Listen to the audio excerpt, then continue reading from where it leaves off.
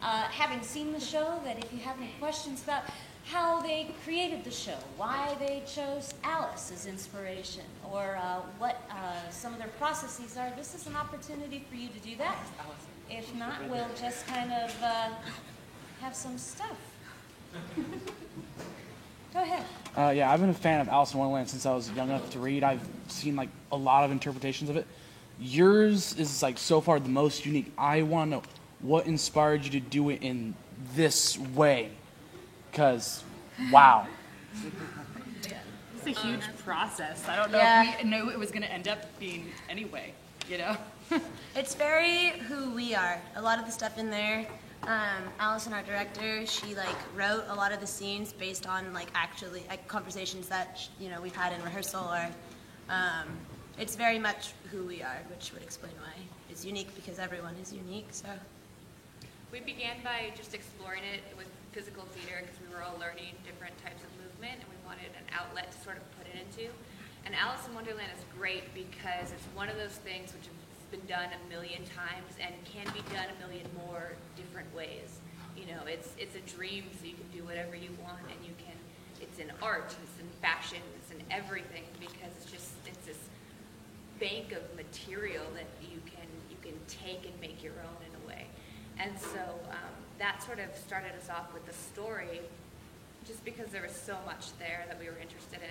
And I actually started working with it about 2 years ago. We've been working on it for a couple of years. Yeah. The actual piece you saw tonight we built in 7 weeks, but the process of like figuring out how to work together as a group and learning these things together and just getting to the point where we could actually make a show took about 2 years. And that wasn't the goal from the beginning. We were just hanging out and, you know. I think Allison touched upon an important point, like what motivated us to do it in this way is that we were getting similar training in school and all studying different types of movement, and we all knew that we were sort of geared toward that type of theater. And one of the frustrating things about school is you have this great place and you go and you learn all these great things and you do it, and then you graduate and you're like, oh, there's no way to keep doing the work that you figured out how to do. So we didn't want that to happen to us, so we just made it a point to find time in our busy schedules and meet at least once a week and get together and talk about things and try things. And I'm not personally motivated to work out by myself all that much, but if I have like 8 of my best friends doing it alongside with me, it's just a lot of fun. So on that note, your origins, you're all from the same school, or did you guys all, like 2 years ago, happen to hang out somewhere? We're all alum of San Francisco State University. Cal State. Yeah. Yeah, Cal State. Yeah. We all just realized we just really were drawn to each other. A big thing too, we all took Suzuki training, a lot of us together, and it was Allison just grouped us all together and was like, I'd really like for you guys to work with me. And at different points along the way, we saw different incarnations of the piece, and I remember seeing one that Allison had directed, and I was like, Allison, that was really cool, I want to be in the next one. So we kind of like made her take the piece back out. Like she had shelved it and put it away for a while, and we were like, no, we want to do that. So. Do you mind if I take pictures of you guys? What's that? No. Okay. I don't like to assume. So. We've got one right here. I got a question. Not yet. Sorry. Right here and then right there. Go ahead. Oh, okay. I was just wondering, like, where'd you get like the inspiration to like create the characters, like how they were like like the animals, and then they were the forest, and then they were the mushroom, and they were this.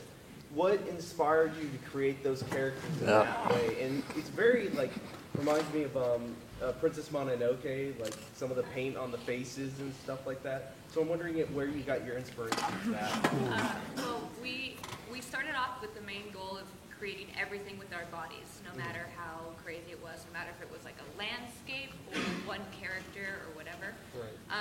And so that was the ultimate question: how do we create this with our bodies? So that's why everything is physical. But in terms of the costumes and things like that, we started, myself and the designers who aren't here. Our lighting designer, Krista, is here, and she did a fabulous job. Great job. Yeah!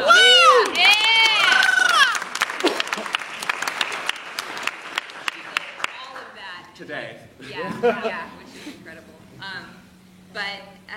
So the costume designer and I were talking a lot about Wonderland being this place that people fall into and have fallen into over the years, and it's sort of like this alternate reality where you can just get stuck in and stay there. And the only things that you have there are the things that fall in with you or that fall in, at whatever point. So you see there's bits of costumes that are like sprinkled throughout because maybe they've stolen them from each other or whatever. Or the shoe moment where I decide to give the shoe to a specific person. It's like they're kind of treasures. And there's definitely a tribal aspect to the way that they work. Yeah. If they're the only people in this entire place, they're going to create their own system of hierarchy, and we talked about that a lot and stuff. But then they also have this red sort of paint on it, and in the original production, we had the settings and the set pieces and things like that had this sort of red tinge to them, like Wonderland is this Mars type landscape. Like we looked at a lot of Dust Bowl type imagery and stuff like that in designing it, and they just turned into these dirty, crazy. And as far as doing everything with your body, I'm sure you guys can relate. We went to a university in the California State University system, so we didn't have a lot of resources to work with. So the absence of resources sort of, partially it was created out of necessity, but also just kind of our interest in how do you do that without anything. So it was kind of by default. And in the Bay Area, there's a lot of experimental theater, especially with physical things. I'm from Los Angeles originally, and I knew nothing about physical theater. I mean, I knew, I mostly thought of circus, like Cirque du Soleil, but I had never had any concept of creating theater, using the body as like the main drive. And so when I came to State, I was lucky enough to see a production by that Allison was in, actually, and Dara. And a big motivation behind it was a lot of physical gesture and expression, and I was completely blown away by that. And I was like, wow, I didn't know you could tell theater that way. I didn't know that existed, and that's what drew me, and I'm sure it drew a lot of us. We've got right here. Just in terms of tips for a beginning actor, I think that you guys were really good job of staying in character and in scene, which is really meaningful even without props. And I was just wondering, do you guys have any, how do you guys stay so focused, and stay concentrated in the scene? Is there ways that you guys do that, or is that? Yeah, that's a good question. So the main thing that we've built the show with is this training called the Viewpoints, and we actually went through it with some of you this morning. It's a physical approach to acting, and in which you use your body first rather than your mind, and it's great and perfect for ensemble work. You do a lot of things where you take the focus off of yourself and you put it entirely on your partners. And you get to a point where you can step on stage, you can step into your sort of neutral and respond to anything that's going on. I mean, you can it's incredible what you can do with enough training in it. Do you guys want to talk a little bit about?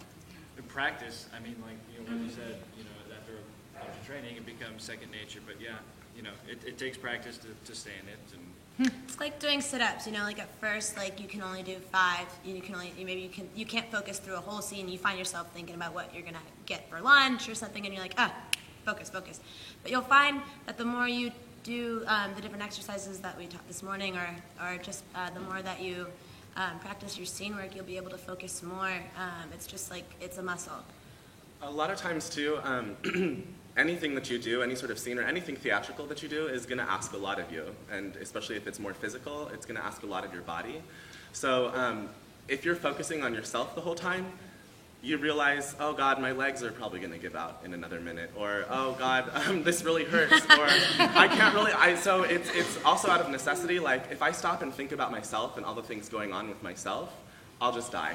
But if you keep your focus on the scene and what's going on and the other people, then you don't have to worry about yourself so much, and you take the focus off of those things. Really, and not having the need to feel not feeling the need to be interesting, just using what's there and making something of it, and not really the big thing behind it too is kinesthetic response, not doing something until something out there, something outside of yourself makes you do something, and everyone said, the more you're attuned to that, I really think that's what presence is and what confidence is by putting your awareness outside of you, that it all of a sudden it manifests itself in a physical way. And I think that's kind of like what you're seeing, you know?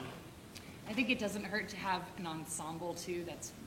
We've worked together for a long time, you know? I mean, not I didn't see my years, roommate but I for mean, 3 weeks. I you saw know, these people. Yeah, it's definitely, you know, when you're together every day and you feel that support too, you know? Physically with like lifts and stuff, of course she has to trust us all the time, and we have to support each other all the time on stage, you know, and off.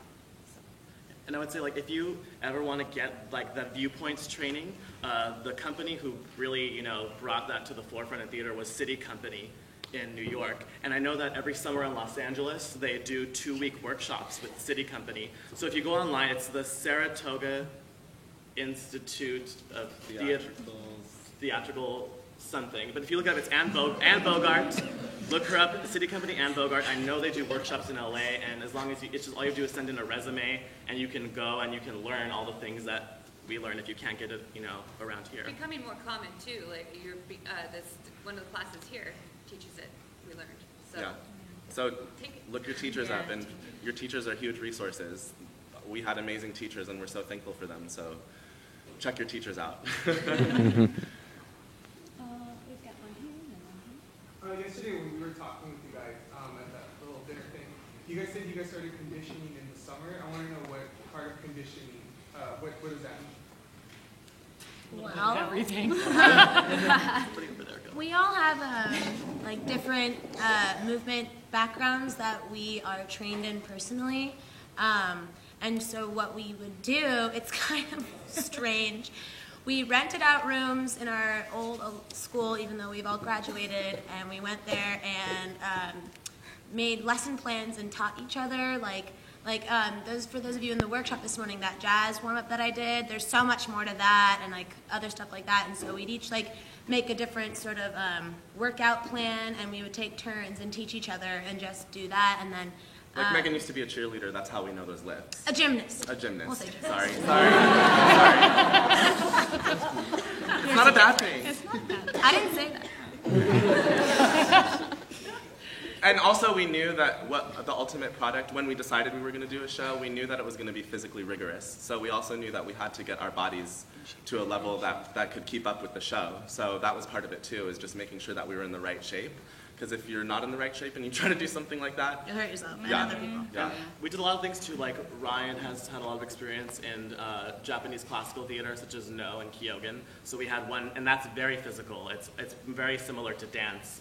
And so Ryan would workshop with us. Cassie has done a lot of dancing in ballroom, jazz, ballet. She's done everything, and she did one workshop at that. Megan, we did jazz. Gymnastics and jazz. Right. And also we have a little routine that we would do before every rehearsal. We had a specific set of warm-ups that we do. So we do lunges. You have to hold yourself in a position. Routine was really key for us. Yes, discipline and repetition. Like we do lunges for a long period of time, and then we'd have to do as many push-ups as we possibly could, and then we would do as many sit-ups as we possibly could.